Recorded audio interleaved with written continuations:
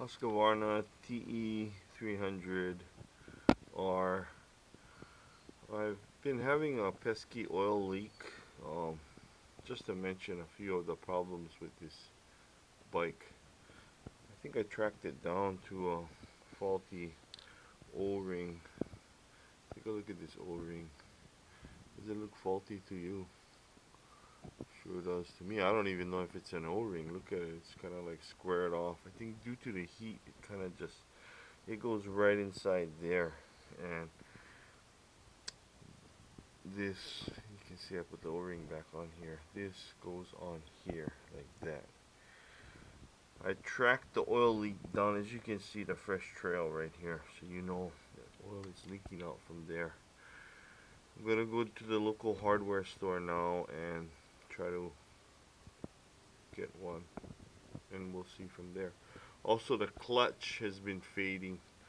I'm gonna check the level in the hydraulic. It's funny how the clutch fades only at high RPM, and then for prolonged periods, and then it comes back just like nothing has happened. You can see right here the clutch is fine, but when you ride it at high RPMs, it goes away. So it's another mystery. Well, here I am at my favorite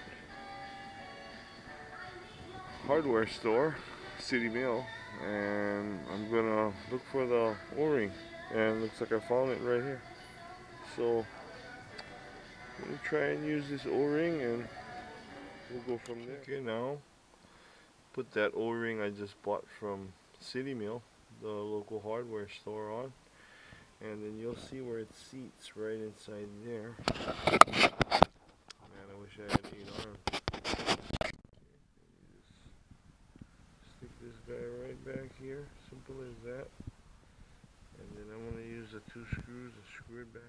Okay, I got it screwed on. Now I'm going to put the chain guard on, and I'm going to check the hydraulic level in the reservoir for the clutch. I'm wondering if this leak has something to do with the clutch fade. I'll be finding that out very shortly, because the clutch feed line is right here, and this is where you're supposed to bleed it out.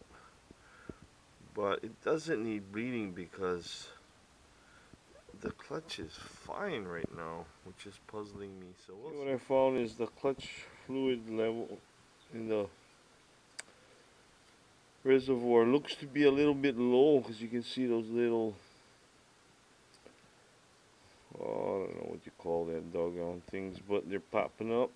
So I'm gonna go and reload a little bit more of charge the battery, clean the air filter. Oh my gosh, that doggone thing looked like it hadn't been cleaned for years. Filled up the oil, got everything tight, refilled up the reservoir, and then while I was doing that, I found this was loose.